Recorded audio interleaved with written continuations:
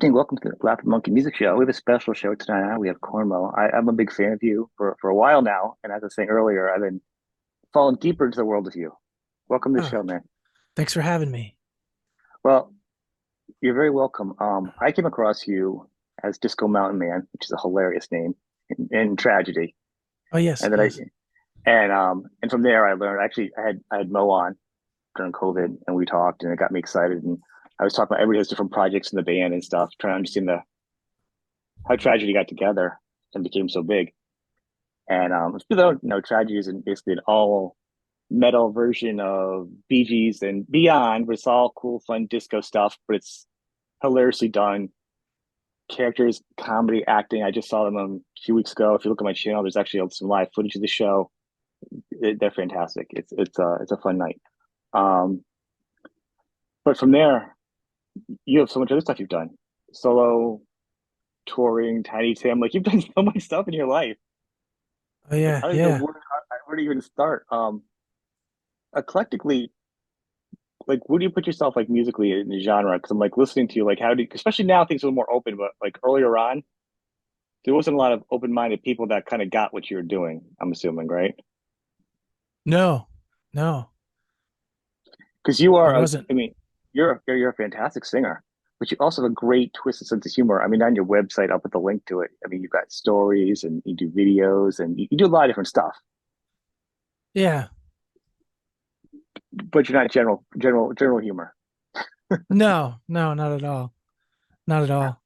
How did you start breaking into that? Like crossing over the appeal to just kind of happen, or Oh, with my stuff? How? yeah, how'd you Oh, start to just break by through a luck. little bit? Really? Just luck. Yeah. I mean, I'd been doing it at in Denton, Texas since early 90s. And I had little spurts of like cool things happen here and Hmm. there. And it was probably 99. Two things. Uh, I was part of an art collective out of Denton called the Good Bad Art Collective. I wasn't an official member, but I showed up with beer and played their benefits. And um, it was a great art collective. They had uh, their MO was one night only gallery shows. So, like the big night is like an opening a night for an artist, Yep. like the big party. That was it. You couldn't go back and look at the art. It was all Wow. taken down the next day or that night. Yeah. Uh, so those were great. They were great. Some art stars came out of that, and uh, which I'd never heard that term before, but now I know it. I haven't heard it till just now, and I know people that do art openings. Never heard that term. That's pretty funny. Yeah.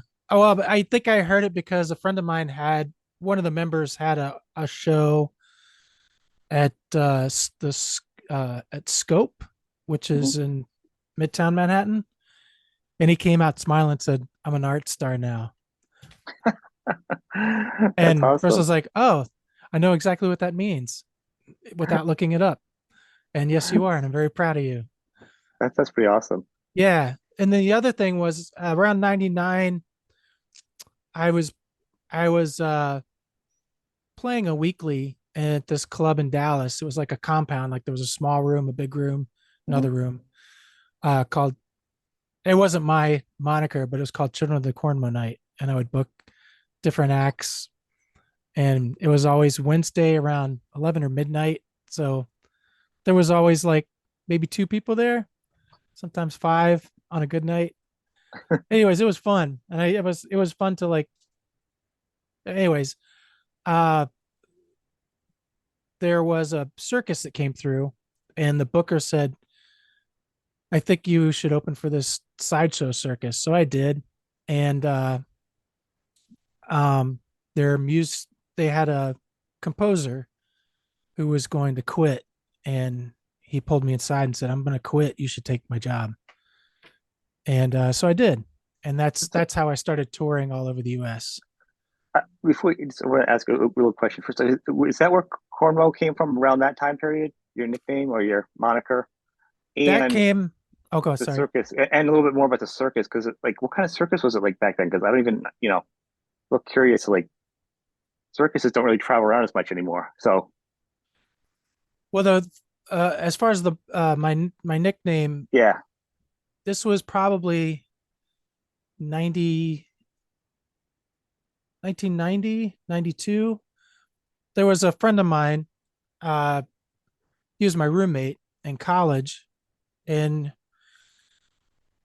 we decided to start playing together. And I said, instead of a band name, let's come up with stage names. I thought okay, that was clever. And so he came up with the name Mauve Ed, like the color mauve. And Ed was spelled OED. And I was like, damn it, that's a great name. I got to top it. And I couldn't think of a name, but my other roommate had Nintendo RBI Baseball. oh And wow, that, that's old. yeah, but that was one of the, you could make up all your players' names if you made up your Yep. own team. And so I looked at my baseball roster of all these names I thought were funny for baseball players, and Cornmo was my pitcher. And so I was like, that's it. I'm going to take that name. So it's So, fantastic that A that's been there. But during this time, your performance that people don't know. So you play piano. You're obviously a wonderful singer with a nice, funny sense of humor, and you also play accordion now. It's not a natural instrument for a lot of people. right. How did that do? Because you played piano first and then you evolved into accordion, or is it you played accordion and you evolved into piano? I played piano since like my parents got me lessons when I was about 6 or 7. Yeah. And I never got great at it, but I stuck with it. I enjoyed it. And uh, freshman year of college, I was a music major, composition major, and I was in a lab. They called them labs. They were, like Yep. jazz band or. But I went to the music chorus, men's chorus, and the professor, Avon Gillespie, brought us into a room. Said, "I want you guys to see this band today." And it was a band called Brave Combo, and they'd been around since '78 and self-titled their genre as nuclear polka. And I was watching them. I was like, first off, they got an accordion player. And second, they started to do covers, but they would they like they did a somber version of the Exorcist theme. And up to that time, I was immersed in hair metal and Yep. the uh prog rock, just stuff that sticks with you when you're 12, 13 and you can't Yeah. can't get rid of. And hearing this, I was like, oh, this stuff is new to me. I like this. And so simultaneously, a friend from high school, his mom worked at a homeless shelter, and there was an accordion being thrown out. And so she thought I might like it. And I think she literally pulled it out of the dumpster and gave it to my friend, said, see if John likes this. And the keyboard part didn't work. It was just the button side. So I figured out the button side with a friend, and I started out playing with uh, a juggling group, and I did the music for the juggling group. And That's awesome. yeah, one of those guys went on to do Ringling, and then the other guys did other things. But That's amazing. so yeah, yeah, yeah. So I when I got asked to do the music for the Bindlestiff Family Circus, I was very excited. I was like, this is what I've wanted to do for a long time. It was a lot of fun. That that is amazing. I mean, like it's what a great because I mean, like no one has the stories like I went off and did circus and like the experience you've had is fantastic. That was the best time of my life as far as like a person who's never toured before. That experience. Because it was a couple, they're still doing it, and they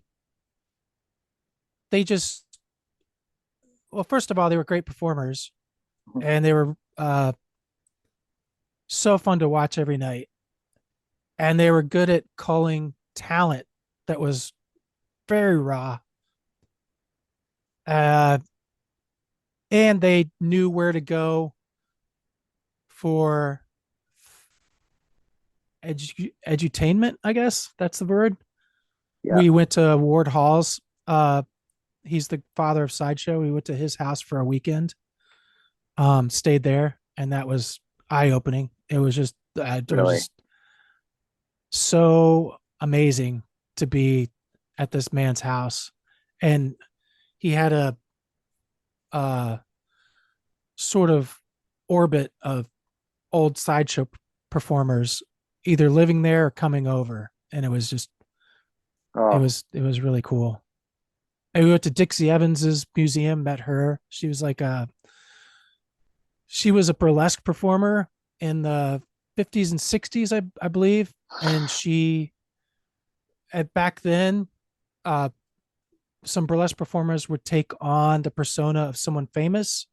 So I believe she was the Marilyn Monroe of burlesque, and she got a cease and desist letter, and she has it at her burlesque museum.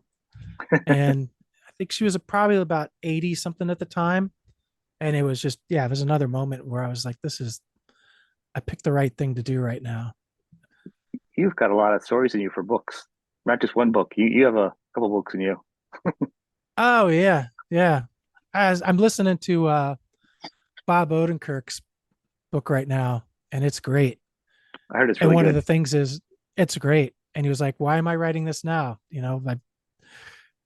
And that was a funny thing to hear. I was like, yeah, why does anybody pick now as a time to write a memoir? But I'm enjoying it. So that's a good reason. Yeah, it's a perfect reason. So from there, so you actually played with. That's like when you moved on, and from where you go, you did like Tiny Tim, and you did like a lot of bands, right? That was kind of the Yeah. evolution, and you started a band, also your own band. Yeah. Where did that come from? Yeah, I had a few bands. Which Well, actually, well, it was your which band first. It was 357 Lover before or after Tiny Tim? I never was in Tiny Tim's band. I No, no, just but you opened played with for him. him. Yeah, that's what I meant. Was you in the band? You in the band Oh, first, oh, or were you open for Tiny Tim? oh, And then, the band was after Tiny Tim. I wanted to have a band uh to fill out the sound of what I was doing with the accordion. mhm. Um and I called it 357 Lover. Again, I had a list of names and they were all terrible, and that was the least terrible because it I guess it just sounded like a Love Gun. It was like a Yeah, rip off of Love Gun. Um uh and I didn't want to call it Cornmo or Cornmo the band, or I just thought that was a bit narcissistic, so I called it 357 Lover. And now it's confusing to people who go, "Hey, these are the same songs in different bands." I'm like, "Well, it's a thing." yeah. I mean, it's great because there is music out there. If people want to know, it's on iTunes, um, and probably other places too. That band and your other stuff, your solo stuff. And it's hard because I was trying to understand the dates, and I always complain about this, especially on the show. Is like when they upload stuff like on iTunes. Sometimes if it's new, even though it's not new, it'll have a date like 2022. Your album just finally Oh made it, and yeah, it was like 10 years ago. So sometimes it's hard to tell like what albums. If I go back deep diving into an artist, I'm like, which album came first? I think you have to like do some right. extra research, like on Discogs or something, where you really have to kind of roll up Yeah, your sleeves. Because look at the dates. I'm like, wait, which album came first? But it does look like you did something new in the past year or two, though. Kind of I with the band or did. solo, the EP, right? That was newer. Yeah, that was solo. Yeah, that was one of the Good Bad Art Collective members. Is a DJ at KUZU in Denton, Kazoo.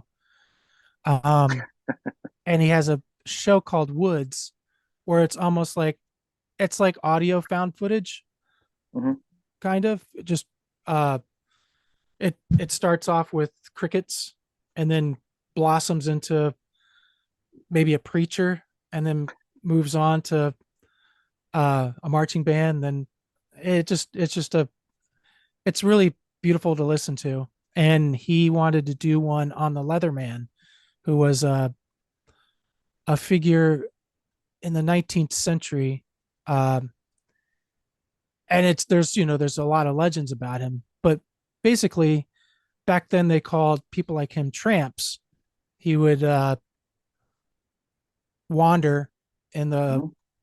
wilderness of back when it was a wilderness of Connecticut and upstate New York, Yep. and I know the do a story. I'm actually circle. from Connecticut, so actually Oh, familiar with the story. oh, cool. Yeah. Uh, so I the every town knew when he was coming because it was usually 34 days. Yeah. So that was the name of the album, Okay. 34 Days of Wandering. See, now I get that. See, I can Uh, appreciate it even more. yeah. And the 357 Lover has an album that's being mixed by Mo Royce of Tragedy. Nice. He's producing it. Uh, and uh, Tell Everyone It's May from the EP is going to be also on the a 357 Lover version, which has an extra chorus. How come you're doing it as 357, but you did a solo one as a solo piece?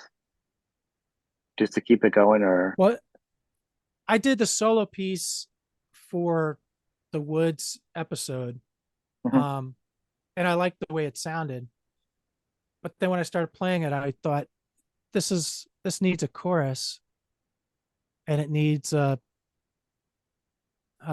yeah. I think that's the only thing that was missing. So I added a chorus to the song, and I sometimes I'll take a song and I'll pitch it to the band to see if they like it, Yeah. and sometimes it works, sometimes it doesn't. And that one hit. They were like, "Oh, this sounds great." So we started playing it, and then that's what happened. Well, it's funny because I mean, I can't imagine what would be interesting to see you guys what works and what doesn't work because your songs are so interesting. It's not like you guys have a standard that's like it sounds like this, you know, it has to sound like Steely Dan or whatever, or Neil Sedaka or something. Like you guys, every song is kind of different. So to be like, yeah, I don't, what I mean? You're like, well, why not? Because none of them sound the same anyhow, and they all have their own original identities. So Yeah, I would see it would be a challenge to kind of distinguish it. Are you the only one who writes, or does everybody write in that band? I'm the only one who writes. We're working on some new stuff where uh, other people write as well. So okay, so the new Um, 357 is coming out, and then you're also doing some more collaboration with them for future stuff. yeah, yeah, When's that one yeah. coming out? The newest this. I'm not sure because tragedy. We I don't think we meant to tour this much this year. It's the most we've toured ever. Really? Um, yeah. So uh, that album was recorded right before COVID, the January of 2020, Hmm. and then Tragedy went on tour in February, March, and then when we got back, that's when the lockdown occurred. Okay. And I think I wanted to redo some vocal. I hadn't done vocals yet, so when the coast was clear, I would go record the vocals with Mo Royce, and then yeah, and then we started mixing, and then all of a sudden we're touring all the time, or we're putting out the I Am Woman album, so it got put on the back burner. Which at what point did you end up getting with tragedy? Well, I mean, and I like the fact you balance, you keep your other stuff too. You have two. You didn't just like give up everything to do tragedy. I like that you have such a creative output. You know, what point did the roads meet for you in tragedy? Yeah, it was 2012, and Jake left the band, and I recorded on their first album, Shadow Dancing, just as a guest. Hmm. Uh, um, and when Jake left, they asked if I wanted to join, so I did, and it was just fun. So I stayed, and the band evolved, and they'd already had two or three albums out already by the time I joined. Um, yeah, it's been fun, You and fit they perfectly with came the up. band. Oh yeah, Uh, Barry Glib, who also left the band. Uh, I think he's the one who came up with the Disco Mountain Man name. I had uh, a friend of mine and I co-wrote a musical together. He wrote the book, I wrote the music, uh, about Grizzly Adams, and I think that's where the I think my obsession with Grizzly Adams fed into the Disco Mountain Man uh, persona. So uh, in tragedy, you guys trade a lot of vocals. I mean, everyone's very talented and very funny, and that's just perfect for you because you have all the similar skill sets as everybody else. But it, everybody delivers it. You guys are a good band. It's not just a covers band. You guys are a really good, solid band, and you add different things to the music. It's kind of smart. Like me being a fan of like I'm a huge Zappa fan, so like me being a fan of Zappa, I appreciate humor, but I also appreciate good music and good musicianship.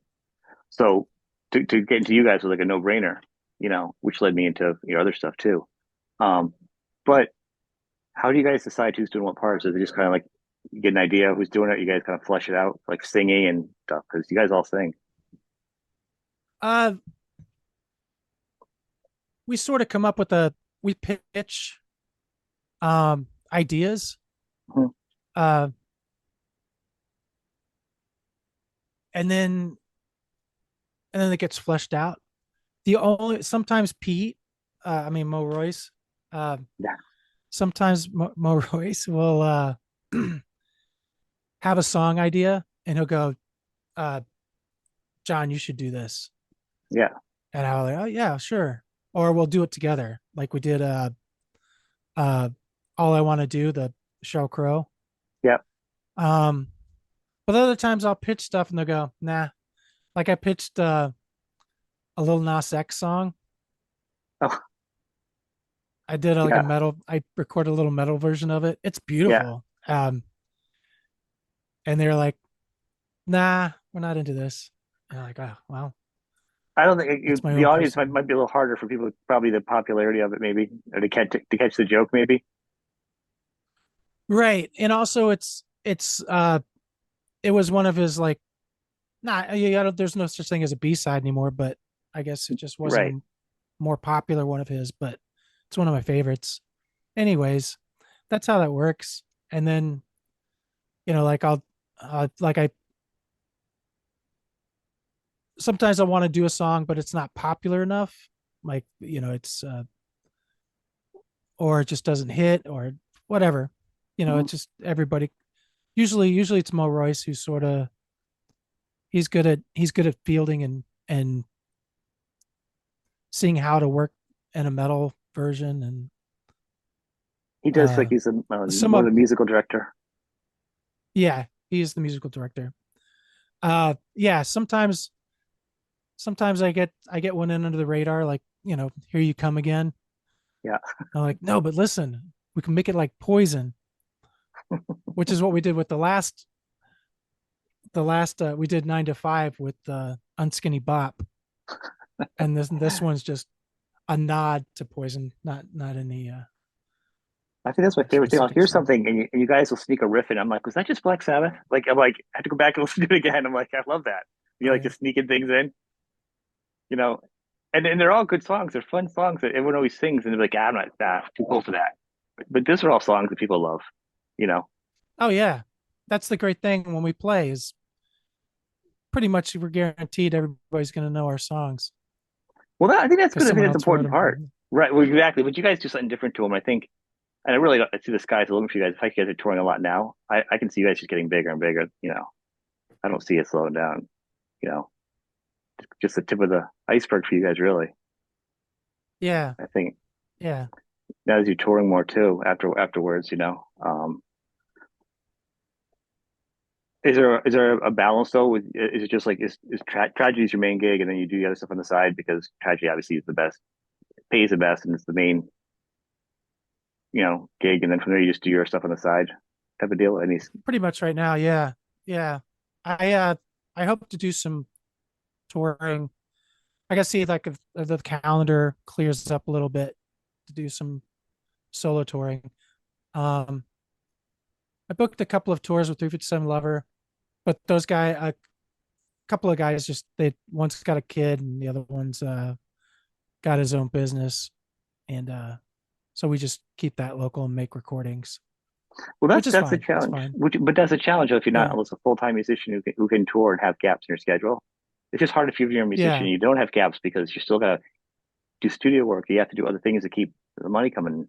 So, yeah. The side gig is the hardest part. Finding right. the And then balancing it out, some bands that, there aren't any big bands, are like 35 million cover bands and a couple of originals, and they do make them all work because they got to pay the bills and do music. right. Um, Yeah, but I know you'll, I've seen you stuff like that. You'll just do yourself, just you and piano. That's what I wonder if your solo tour would be just you actually being just solo, like, because you can do so much.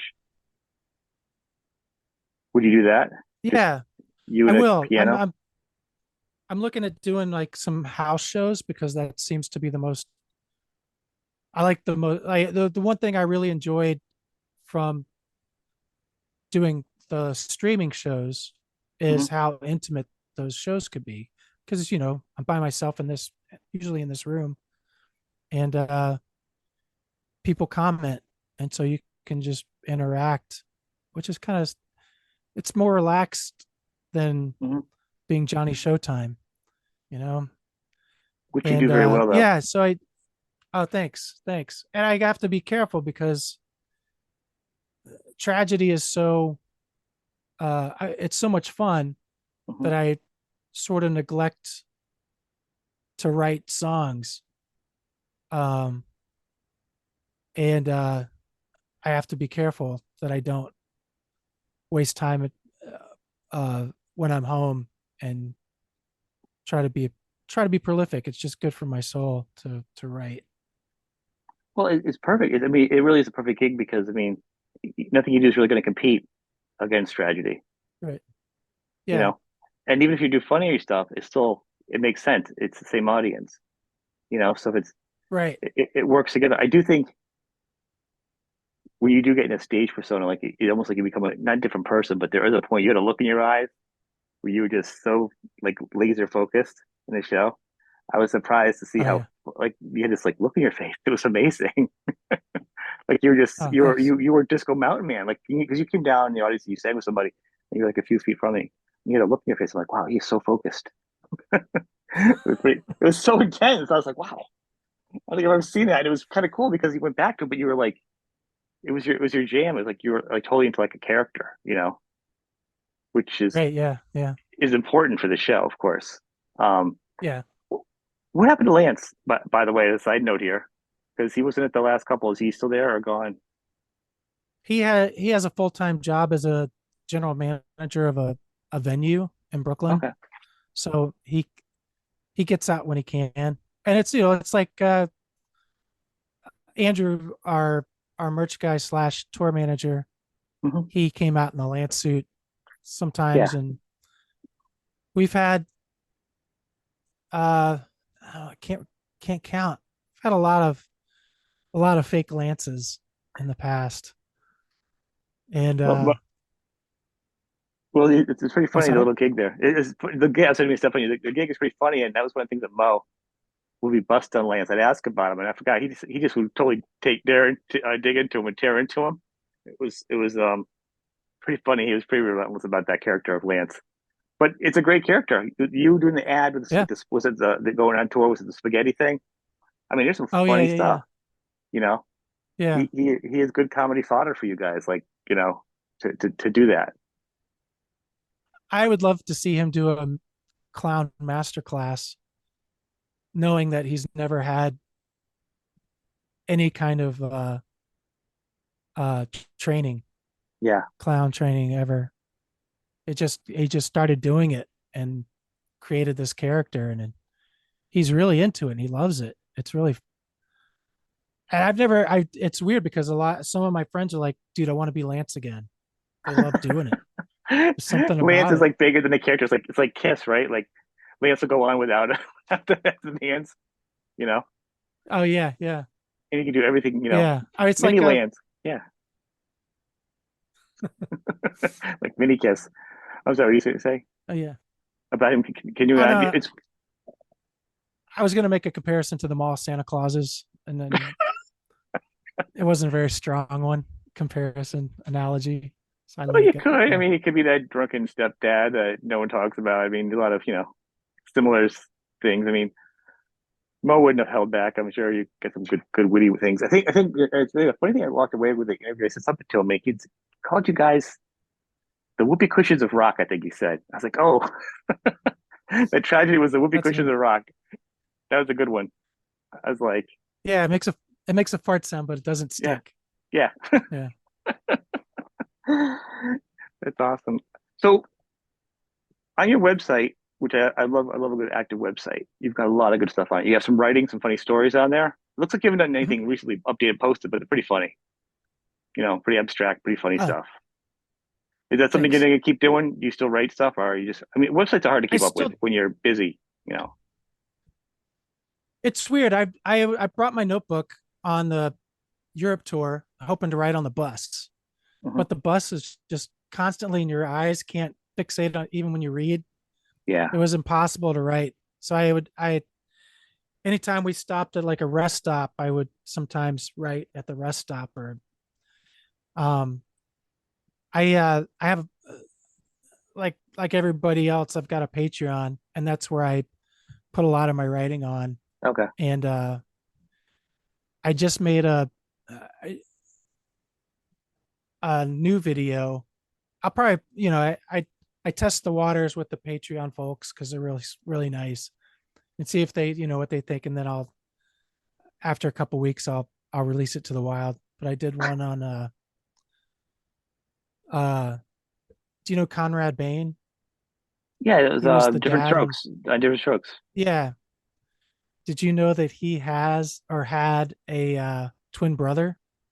No. Um he did, identical twin brother who guested on different strokes. I can't remember. I think it was like I can't remember what the episode was or about, but there was a episode where Willis goes to high school and he can't make friends.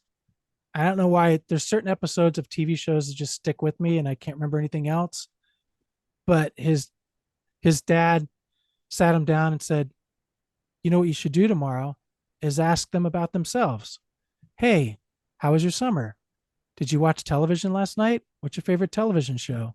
Yeah. So I made a video of an animated, loosely animated.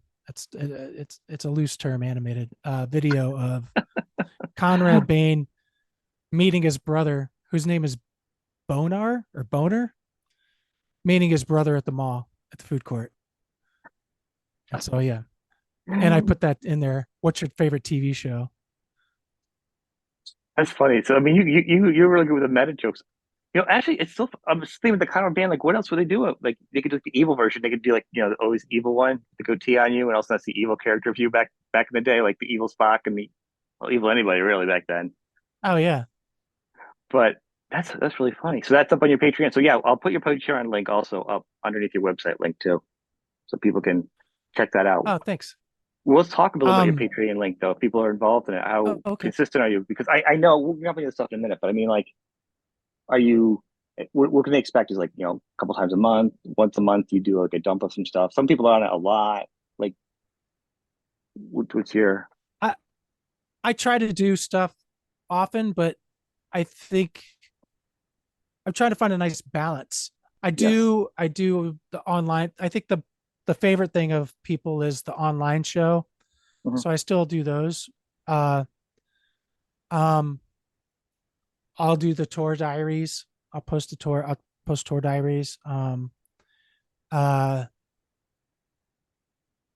yeah, and I'll write songs and release it to the Patreon patrons first. Yeah. Um sometimes there's a desert of content and sometimes there's a huge harvest that I just hit a bunch, I have a lot of content to give. It depends. Do you feel it's hard to keep it if you have something like I know, like me as doing the show? Like if I got a lot of stuff, I'm like a 5-year-old in a holiday. I'm like for gifts, I want to be like put it all out at once. Like it's really bad programming because you should like Oh spread it out yeah. this percent. I've got a little bit better, but it eats at me. I'm like, I really just want to release another one. I want to get this. content out for these bands. I want to promote them. But like as a show though, it's like you can't have 5 things in one week and then nothing for 3 weeks. You know what I mean? Do you Right. struggle with Yeah. that? Like try to Oh not, yeah. Yeah. I want to do it right. I want to put it out immediately once it's ready. I don't care if I've got, yeah. and then you're like, I, then you feel bad because you have nothing else to put out because you're like you gave it all up. yeah. Or if I like, if there's like a no content for weeks because I'm on the road, then I'm Mhm. like, oh, I'm going to post like 5 things today so that they get their money's worth. I don't want them to feel like they're cheated, you know? Right. And then, but then, it comes up in their inbox like 5 messages and that gets, I'm sure that gets annoying. Um, Yeah, I could see. I yeah. With, Um, with, but with content though, you can save it though. it's You can nice to save have an it. audience. You can save it though. I Oh, mean, you that's the can, hard but thing. Like you're going away. Like I knew coming up, for an example, I might have things going on. So like I'm stocking up like a squirrel, a bunch of episodes. So I don't have a break. You know what I mean? I can take a break without the show taking a break. right. It's a little planned, but even But now is I'm there a still part of you struggling that with. goes, Oh yeah, I just released one today. I was going to say that literally cannot wait. Like oh, even like okay, yeah, the holidays or Christmas, the kids. Like I was a kid. I was like, can I get an extra gift Christmas Eve? And now with my kids, I'd be like, when they were younger, I'd be like, you want me a gift? Like I want to give. It's not even about myself receiving. I just want to. I just can't keep it. You know, yeah, if there's something yeah, out there that can be exciting content for someone, or it helps another artist, or you're a vehicle for part of the whole thing. That's the excitement of being involved. Whether I'm talking to somebody who I'm a fan of, like you, and you know, my hands in really different parts of the media field at this point now. We're doing this long enough where I can share it and help promote an artist I like, but I can also be the conduit to maybe a fan without being a disc jockey radio guy. I can be like a fan with knowledge that kind of puts the two together and put it out there. But then once I do that, I'm like, I want to share it now. It's exciting. You know, a fan may not have had this discussion that you've had with me now. You know, it's, yeah. and I like I can never wait. that's to say, yeah, I, there's times when I'll come home, well, I'll listen to stuff that it's not mixed or ready yet, but I want to put it out now so people can hear it, see what they think, I would think or, it's you fun want to share it. though, like unproduced. Like to me, I mean, I like that because you see that like especially if you can see like the song process of how it goes, how it changes. I think like a crazy thing is you can talk about like always being perfection, but you can even take a band like Aha, Take On Me. Everyone knows that. If you Yeah. go out there, because I listen to all kinds of music, like literally all types of music. If you go online, they have the re-release double back package with 85,000 songs on it, demos, but it has some of the demos of the songs on there, and they sound totally different. Oh.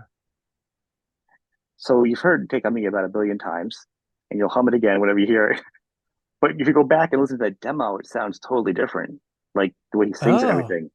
And that's kind of fun as a lover of music. So if you're signing to someone's Patreon, like to your Patreon, that would be fun I would think as a fan, because you're already into the artist, you're already committed to them on a little extra level to hear the development of the songs. I mean, that could just be me, but I think it's fantastic hearing that kind of stuff. You know, I would think it gives it more value. And I think the tour hours is fun because people can't go on tour. People don't know what it's like on tour. You know, Right. and a couple of people do them. A couple of people do really well online, and they're fun. I mean, it's probably boring at some level to tour. People aren't used to it. I mean, you guys are used to it, but like people don't get how unexciting it can be just going to one place to another to do the Yeah. show. Um, Yeah. but I think the behind the scenes of the organization, I don't know what you do. I'll have to check out your Patreon. But like the magic of what goes on, like, and one of the things I talk about in the show, and so if anyone knew, what an artist goes through to get on stage. I know being a dead horse here with I don't think I say dead horse anymore. The cost of shirts, the profit's so small. It costs a lot to make the shirts. The profit is helps the band because the venues take a profit of it, like 30% at times. So you want to Right. buy the merch. If you can buy the merch online, I always say it's even better because the band gets all the profit. But if you are in site, buy it. If they're in town, go see them because they're not always going to be in town. It's not always going to be like that. This isn't the Wild West days. And the band's always in the same town all the time also devalues themselves, you know, because how many bands do you know that were touring before COVID and they would be like, they play a big show, tickets be, 40, 50, 60 bucks, but they need gas money for their van or their tour bus, which is like a grand a day at least. So they stop and they Yeah. play some other place and it's lower. You're like, why are they playing so much lower for prices? You know what I mean? Yeah. So if the Yeah. band's out there for people, go see them. It's worth the drive. I think I drove like an hour and a half or something to go see you guys. You know, Wow. Thank you yeah, for doing that. you're welcome. It was great. It was, and then I didn't get you to say hi to your guy. I was involved in talking to James from Beatallica. He was kind enough to put me on the list to come down. We were talking. I interviewed him prior too, and he so we were talking afterwards. And I was gonna go say hi to you, but I got sidetracked so into the show because there was just so much going on. It was so fun. It was a good double bill too. You guys and Oh, it was Metallica great. I think I it was a love good that mixing. band. Oh yeah, totally. Those guys are so nice as well. My favorite one is did their Day Tripper, because Yeah. that the mix of those two riffs Mhm. doesn't sound like anything, but it just gives me the feels of 38 Special. Not a, but that's just me. That's just me interpreting those two riffs together. I can see And that. yeah, it's But 30 Special's weird though, in a good way, because they're not Southern rock, but they're not pop music. It's like they just sneak in down and you're like, oh yeah, 38 Special. And they had a couple good big songs. And if you listen to their music, yeah, it's like not that long ago, maybe no, maybe like the past year, I'll hear a song, I'm like, I want to hear the other album, I want to hear the rest of them. And I'll listen to like a whole 38 Special album or something. It really was only maybe a year ago. And I'm like, man, there's a lot. I don't know all these songs, but there's a lot of hit songs on here. Like it sounds like they're all radio friendly, which is surprising because you wouldn't expect that. right. So yeah, 30 Special is almost almost could be like an expression. Like that's a real 38 Special song. Like you weren't expecting that to come out of nowhere. Like it has no home, but it's a hit. You know? Um, yeah, sorry, no sidetracked there, but 30 Special's got definitely have its own No, sound, its own pop sound you I don't like think I about half the time. yeah, yeah. Yeah, as a kid, I was just like, oh, I love this. That's one of the first I riffs I had no learned on idea who the guitar was same here. Hold on loosely. Me, that's yes, the one that's I it. that's Yep. the I first still one I do it. learned too. It feels good. Yeah. There's something about so yeah. I only started playing 5 years ago because of YouTube. I can see it visually, Oh. you know. And people on the show have mentioned it ever. I thought functioning autism. So people don't know, they don't know. But Oh. so just reading stuff to me, and we won't remember it. It's not the end of the world. I just learned totally differently. And with YouTube and everything, my kids are taking instruments. I used to sing in bands. I went to recording school, whatever. But I do IT now. But I was like, oh, I can all these YouTube videos. Like I could probably try this guitar, you know. So I started doing that, and like, yeah, very special. I love that song. So fun on guitar. Now that's something like so. I don't ever usually see you with guitar though. Do you play guitar much? Because you say you do a I'm little bit, terrible at it. as I am I. I I I record ideas with it. Like I did like the little Nas X song or whatever. Mhm. I'll record best I Like can. cowboy chords, or like do you even know the notes? And I'm not dictating to you because I have a point with this. Like, can you remember all the chords and the notes and everything, or you just play by how musical are you? Because Uh and maybe I should tell you what I'm going to say first before I feel like I'm setting you up because I'm not. okay. Every well-established artist, and I think you are a very talented artist, well-established artist like in this genre, can't read music, barely knows any notes, and they're like the most platinum, biggest bands you've ever known. Maybe not platinum anymore. But you know what I'm saying? No, you're like, oh my god, that Yeah. person shreds on guitar, and they're like, yeah, I can't read music. Like literally, I hear that all the time. Yeah. So to I'm me, blown I away feel by less those bad about it. people. I feel less bad about that now musically. You know, do you? How are I you? You read. read music? You can read? Yeah, yeah, yeah.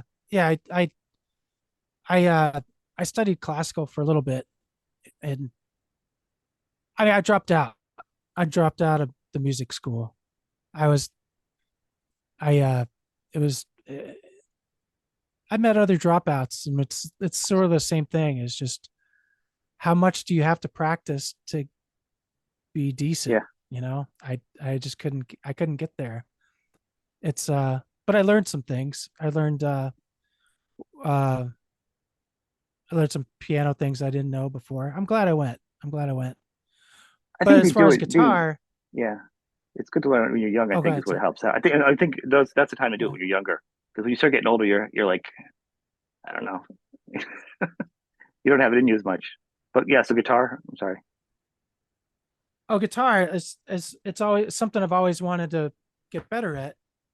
But I get frustrated easily. But YouTube during the pandemic, I started learning stuff. I took one lesson uh online from a guy, Hmm. and but he was inundated with people that Yeah, needed lessons. So I got one in, but I couldn't get another one in. But yeah, it's on my plan of things to get good at is guitar, and I I'm will not there say, yet. like for me, and it may be a non thing with you, and anybody who's listening is struggling.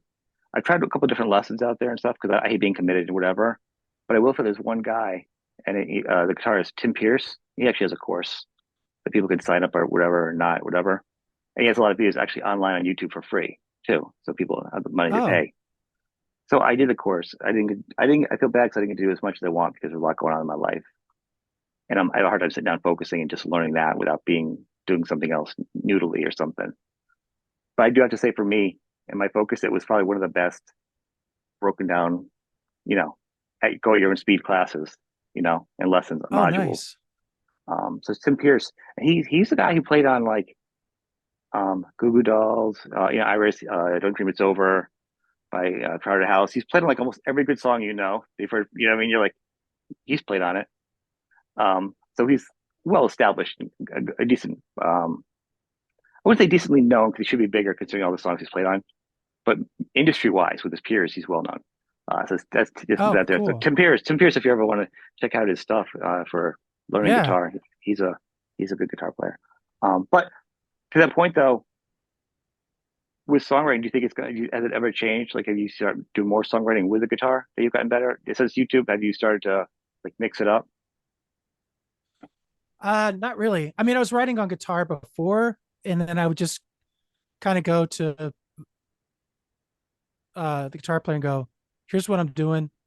He's like, "Are you doing this?" I'm like, "That's what I'm trying to do." So that's sometimes I would, and my riffs are very uh eighth grade. It's just I have a song called "The Having a Gila Monster," and it's very it's the eighth grader in me going, "Yeah, this is a song I've always wanted to hear." But if you listen to songs, you go back, you hear like a song, and once you know the riff, like it sounds really, really hard. You go back and you play it, you're like, well, that's really easy. And then you start hearing the riff all the time in the song and how they just play it over and over and over. Like to play consistently well is super hard. Like if you like listen like Back in Black or something, or like dun dun dun, dun. It's like the whole song is the same riff for that part, and you're like, I never really listened to it that way because I always hear the riff at certain parts because it push forward in the mix and stuff. Even doing music my whole life, so it's funny now you play guitar or I played guitar and I've learned a song that like you just can't stand. I'm so sick of it. You may have heard a million times, like a song from the Eagles. Like technically it's good. It's got the perfect songwriting, melody, blah blah blah. You just heard Hotel California just too many times, or whatever. But then you sit down, as an example, then you play it on guitar, and you're like, oh well, these chords work really well. I get why it's so good. It's kind of fun to play. Like it changes the dynamic of the song. Have you come across Yeah, songs that you just were like, I can't stand it, or whatever, and then you just start playing it. You're like, oh, you know, it's a different thing. that's tragedy. Yeah, Sometimes I'll hear a song and like Pete will go, I think we should do this song. I'm like, I hate that song. And then we'll do it. And I'm like, oh, this is actually a good song. and I say that in the same way, and I'm like, I can't even say I hate songs anymore because I've learned so much that I'm so wrong. I still might not like it, Yeah. but if the effort's out there and they've done it, and I'm like, and plus half the time I'm wrong because once I start playing it, I see the genius in the songwriting and how simple it was. Like that was Oh, really, like yeah. that was a smart chord change. Like there's something in it that you're like, wow.